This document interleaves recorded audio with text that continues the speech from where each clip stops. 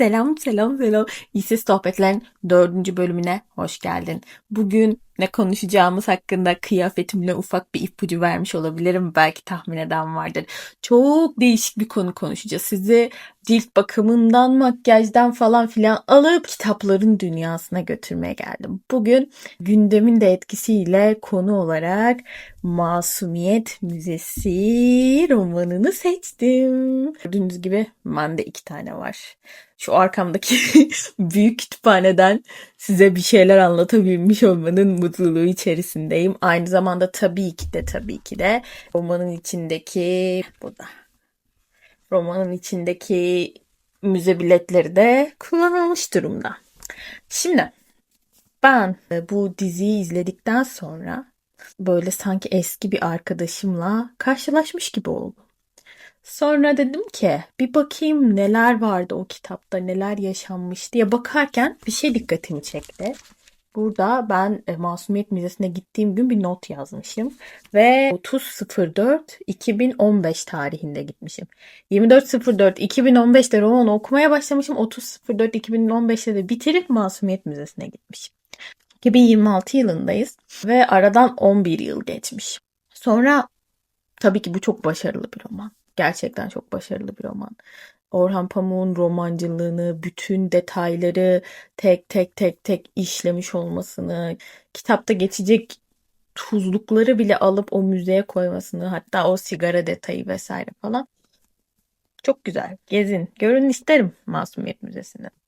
Kitabın farklı bir başarısı da var. Aslında bu müzeden de geliyor. Şöyle ki eminim her bu kitabı okuyan kişi Masumiyet Müzesi bittikten sonra ya da kitabın içerisinde bir yerlerde şu aramayı Google'da yapmıştır. Kemal Basmacı aslında kimdir? Kemal Basmacı gerçek mi? Füsun aslında kimdir? Füsun gerçek mi? Füsun gerçekte kimdi? Çünkü bu detayların gerçek hayatta olması, yani bizim dokunabileceğimiz objelerle bir kitap yazılmış olması ve aslında galiba bu Orhan Pamuk'un da içinde yetiştiği çevreyi çok iyi bilmesi ve bu kitabın o çevrede geçmesinden de kaynaklı. Dönemin Nişantaşı'sını çok iyi betimlemiş olması insanda hep şu acaba mı? Ya acaba Kemal gerçek miydi sorusunu tabii ki düşündürüyor. Ama ben bugün size romanı ya da diziyi anlatmayacağım. Şimdi bu söz kime aitti? Hangi kitap hakkında söylenmişti? Tam hatırlayamıyorum. Ama orijinim şu. Birisi sanırım Dostoyevski hakkında söylemişti. Demişti ki Dostoyevski'yi 18 yaşında okuduğumda ve 35 yaşında okuduğumda farklı kitaplar okudum. Aslında bence bu kitap içinde geçer. Yani belki de her kitap için geçerli bu arada. Çünkü dünyayı algılayış tarzımız yıllar geçtikçe değişiyor. Ve ben bu kitabı 11 sene önce okumuşum. 11 sene önce düşündüğüm hikaye, bana verdiği izlenim ve bugün diziyi izledikten sonra hissettiklerim ve düşündüklerim üzerine bir sohbet yapmayı planlıyorum. Bence eğlenceli olacak. Ne dersiniz? 11 sene önce bu kitabı okuduğumda çok etkilenmiştim. O zamanlar şey düşünmüştüm. Ya keşke birisi beni Kemal gibi sevse. Böyle elimi değdiğim eşyayı bile saklayacak kadar beni çok sevse. Öyle birisi olsa hayatımda. Böyle Kemal'in aşkı beni çok etkilemişti. Belki Füsun'u biraz dik kafalı bulmuştum. Ama genel olarak yine günlerce kitap üzerine düşünmüştüm. Acaba Kemal'in hissettikleri aşk mıydı? Neydi? Bu Kemal ne yapıyordu? Böyle aşk olsa rahatsız edici olur mu? Ya sanki biraz rahatsız edici olabilir. Böyle düşünmüştüm. Müze beni çok etkilemişti. Hatta müzenin üst katında böyle Kemal'in en son uyuduğu yatağı falan görünce böyle bir duygulanmıştım. Şimdi 11 yıl sonra, 11 yıl önce okuduğum ve beni çok etkileyen bu kitabın karakterleriyle televizyonda karşılaşınca hikayeye geri döndüm ve dedim ki ya aslında ben o zaman galiba bu olayları biraz yanlış ya da yüzeysel algılamışım. Şimdi bana farklı şeyler hisset. Hikayenin bana şimdi neler hissettirdiğini ana karakterler üzerinden size anlatmak istiyorum. Önce Kemal'le başlayacağım. Kemal, dizideki Kemal karakteri benim kitabı okurken gözümde canlanan Kemal'in neredeyse birebir aynısıydı. Galiba ben biraz kısa boylu bir Kemal hayal etmiştim. Dizideki Kemal biraz daha uzun boyluydu. Ama Kemal benim aklımdakine çok benzeyen bir Kemal'di. 10 yıl önce benim gözümde Füsun'a aşıktı böyle. Deliler gibi aşık. Eşyalarını falan saklıyordu. Çok etkilenmiştim. Ama 10 yıl sonra Kemal karakterini daha iyi anladım. Bence Kemal Füsun'a aşık değildi. Yani aslında yaptığı eylemlerin sebebi aşk değildi. Belki de sonucu aşk. Yani sonucu aşk gibi görünüyordu. Öyle söyleyeyim. Neden böyle söylüyorum? Şimdi hadi Kemal Basmacı olalım. Böyle 5 kilometre karelik Osman Bey, Nişantaşı çevresinde seçilmiş bir ailenin içine doğmuş, seçilmiş bir çevreyle yaşayan seçilmiş bir insansınız. Aslında bütün hayatınızın gidişatı çizilmiş böyle bir çerçeve içerisinde yaşamak durumundasınız. Arkadaşlarınız belli, evliliğiniz neredeyse planlanmış, onaylanmış ve tasdiklenmiş bir evlilik. Ruhunuz asi. Başka bir dünya olduğunu düşünüyorsunuz. Başka insanların, daha orta alt sınıfa ait insanların, size ait olmayan o hayatın daha gerçek olduğunu düşünüyorsunuz. Çünkü biliyorsunuz ki davulun sesi uzaktan hoş gelir. Çimenler uzaktan yeşil görünür. Kemal de aslında heyecan arıyordu. Kendinde olmayanı arıyordu ve kendinde olmayanı o an oralardan geçmekte olan talihsiz, güzel ve tecrübesiz bir kadında buldu. Tabii ki burada Kemal buraya kadar şanslıydı diyebiliriz. Aradığını buldu. Füsun. Kelebeğin Füsun. Onun için aynı şeyi söyleyemeyeceğim. Masumiyet apartmanındaki o daire, işte Füsun'la kaçamakları, sonra her şey aslında hikayenin buraya kadarki kısmında Kemal balonun içindeki hayatının imkanlarını kullanarak balonun dışarısında kendisine bir kaçış kapısı açık tutuyordu ve mutluydu asi çocuğumuz. Buraya kadar Kemal'in Füsun'a aşık olduğuyla alakalı bir hissimiz bile yok aslında. Sonrasında nişan, o kitapta sayfalar süren nişan merasiminden sonra Füsun Kemal'i terk etti. Füsun Kemal'i terk edince ne oldu? Kemal aşk acısı çekmeye başladı. Yani bizim gördüğümüz aşk acısı çekmeye başladı. Ama Kemal aşk acısı çekmiyordu. Aslında Kemal kendi kaçış kapısının onun izni olmadan kapatılmasını içerlemişti. Egosu zedelenmişti. Egosu zedelendiği için de kaçış kapısını yeniden açmanın planlarını arıyordu. Onun için beyni sürekli oraya takılmış durumdaydı. Sürekli oraya takılmış durumdaydı. Ve o objeleri biriktirip de aslında kendisine yaşayan bir müze yapması aslında şunu gösteriyordu. Bilinçaltı protesto. Şunu protesto ediyordu. Füsun, sen çıkış kapısını kapatamazsın. Sen benim kapımı kapatamazsın. Ben seni bu evin, bu müzenin içerisine hapsederim. Ben seni yaşarım. Hatta sen öldükten sonra bile seni yaşarım. Çünkü sen benim çıkış kapımsın. Sen benim vizyon olduğunu düşündüğüm hayatımdan kaçış kapımsın ve ben seni istediğim zaman kapatırım. Ne demek istiyorum? Paralel bir evrende Füsun'un Kemal'le evlendiği bir gerçeklik hayal edelim.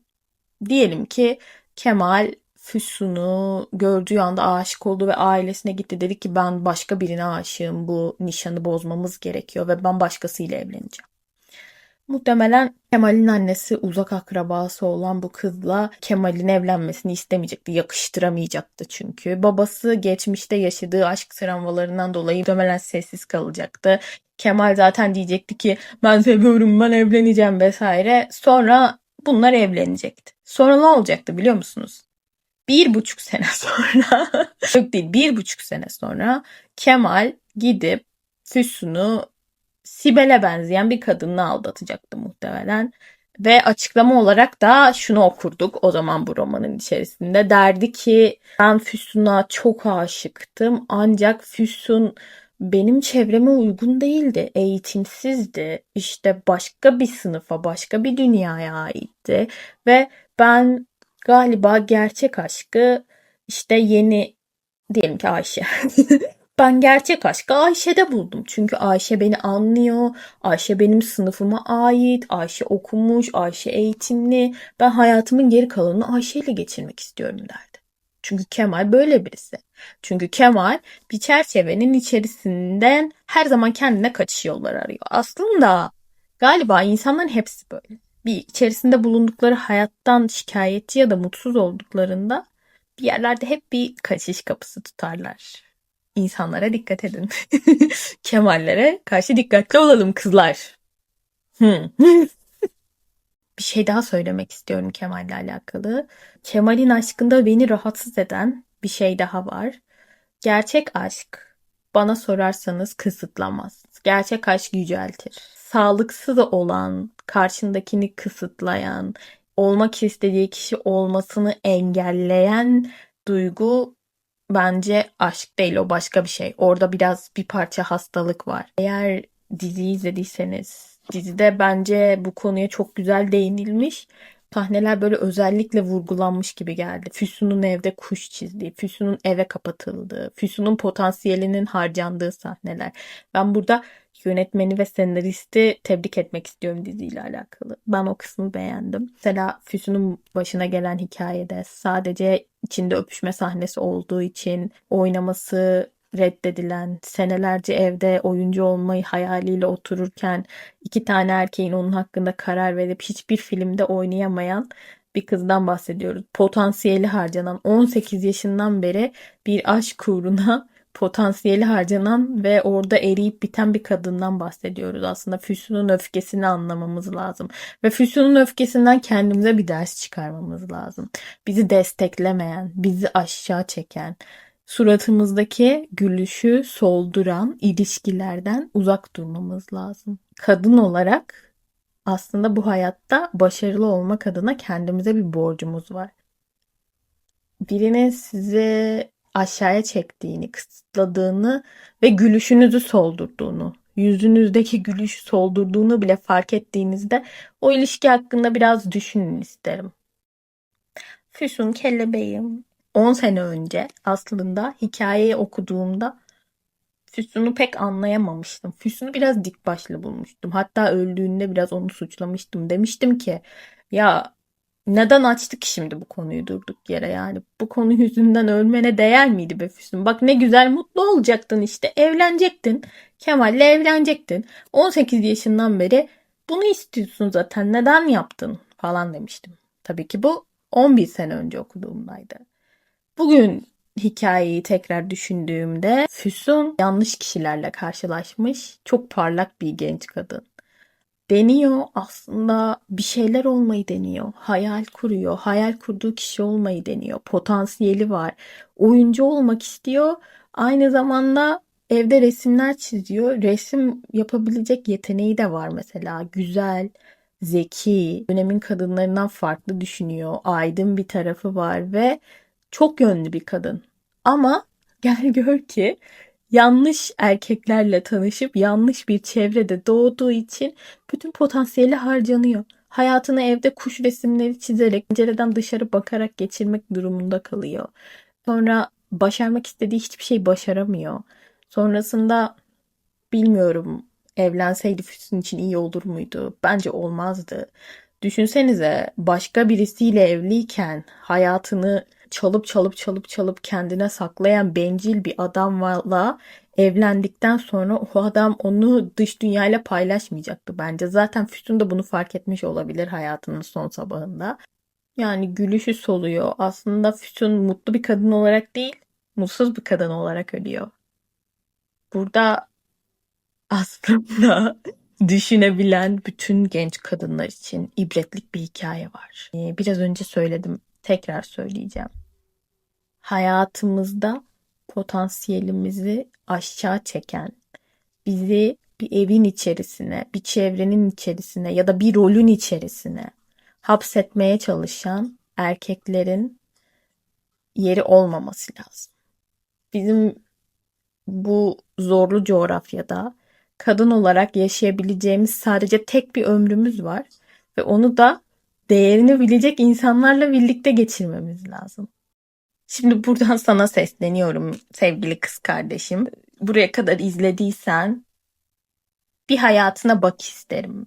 Potansiyelini harcayan, seni olduğundan küçük gösteren, seni ait olmadığın kalıpların içerisine sığdırmaya çalışan o düzenin içerisinde olmak zorunda değilsin. Çünkü sen olduğun gibi zaten çok değerlisin ve umarım hayatın boyunca yüzündeki güzel gülüşü ve kız neşeni soldurmayacak insanlarla karşılaşırsın. Müslüm ve Kemal hakkında konuşmaktan çok zevk aldım.